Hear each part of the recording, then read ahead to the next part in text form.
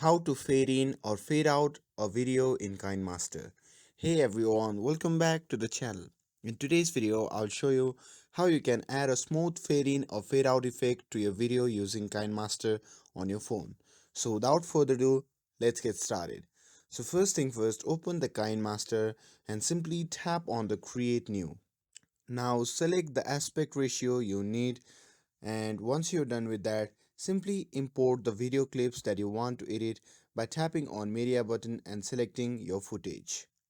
And now tap on the video layer in the timeline to open the edit menu.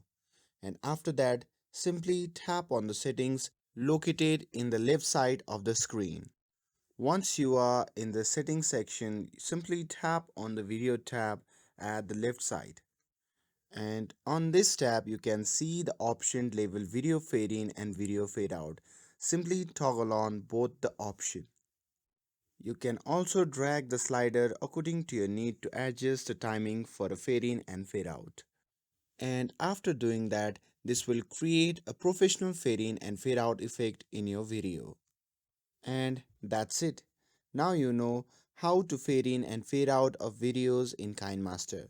With this, if you found this video helpful, then don't forget to like, share and subscribe to get updated for more videos.